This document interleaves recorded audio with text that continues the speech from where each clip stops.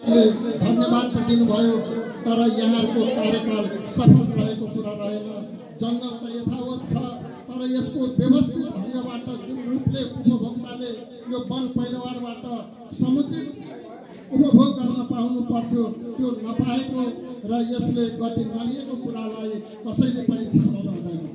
साथीहरु जुन खालको वैधानिकता लिएर यो वन वितरण गर्नु पर्थ्यो त्यो कुरामा कहीँ कतै चुक्नु भएको हो कि भन्ने मलाई लाग्यो।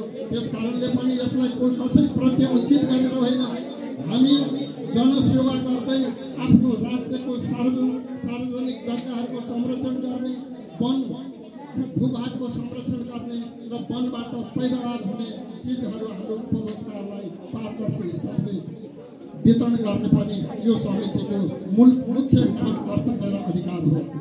आज वरिष्ठ वन अधिकृतले यहाँ हुनुहुन्छ, धेरै कुराको कुराहरू वनको नीति नियम कार्यविधि सबै कुरा यहाँले भन्नुहुनेछ। त्यसकारणले यो समितिले जुन खालको पहल अहिले बाबुजीको अध्यक्षता गरेको समितिले जुन खालको पहल गर्नुभएको छ म धेरै धेरै धन्यवाद दिन चाहन्छु।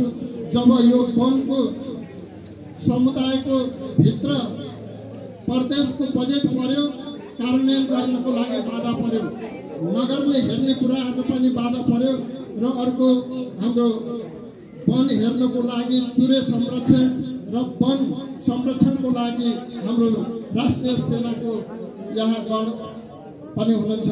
उहाँहरूले पनि यो वन संरक्षणको लागि धेरै क्रियाकलापहरू, धेरै कार्यक्रमहरू राष्ट्रिय लेभलबाट आइरहेको छ। उहाँहरूको पनि जिम्मेवार हो, उहाँहरूको पनि कर्तव्य हो कि यो वनलाई हराभरा राख्ने। यो वन हराभरा राखेर हामीले के पाउँछौँ त? न हामीलाई अहिले दाउरा घाँस चाहिन्छ, धेरैले ग्यास पाल्न थाल्यो, दाउरा घाँसको त्यति साह्रै आवश्यकता छैन।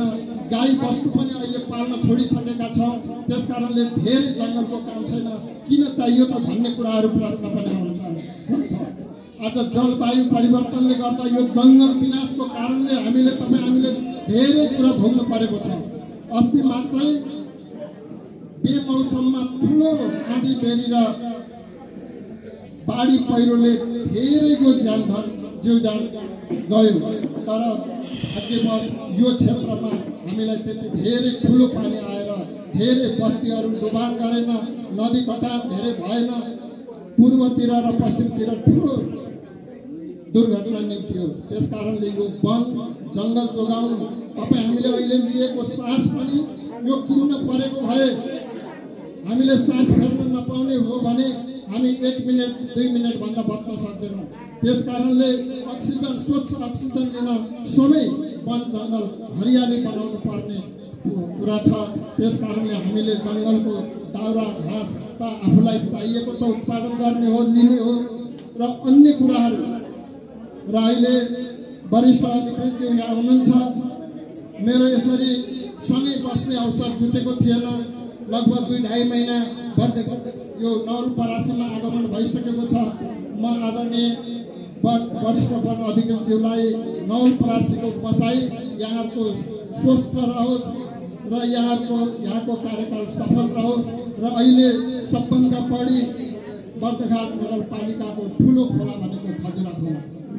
यो खजुरा खोलाको कारणले आज बर्दघाट नगरपालिका बदनाम भइराखेको छ। यो जोगाउन पनि सकिएको छैन, व्यवस्थित पनि गर्न सकिएको छैन। चोर्नेले रातदिन चोरेको छ। त्यसकारणले हामीले टेन्डर पनि दिन पाइएन। गत वर्ष हामीले टेन्डर निकालिसकेपछि वन अधिकृतले रोकिदिनु भयो। यो वन भित्र पर्यो, सामुदायिक वन भित्र पर्यो, हामीले सहमति दिन सक्दैनौँ भनेर। त्यसकारणले हामीले छोड्यौँ।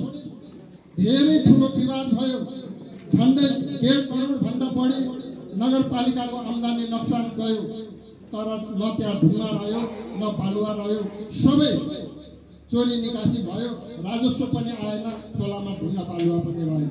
त्यसकारणले आज मैले बिहान पनि 5 नम्बर वार्डमा भने कि यो खोला जोगाउनु तपाईँ हाम्रो कर्तव्य हो। वार्ड नम्बर 16 र वार्ड नम्बर 5 खोला वारी र पानी अहिले पुल बनिराखेको छ, त्यो पनि हामीले धेरै पहल गर्यौँ। 3 वर्ष भइसक्यो जब थापेको, 1 वर्षमा हामी पुलबाट सबै जनतालाई पुलबाट हिँडाउँछौँ भनेर कबल गऱ्यौँ। यहीँ मैले भाषण गरेको हो। तर दुर्भाग्य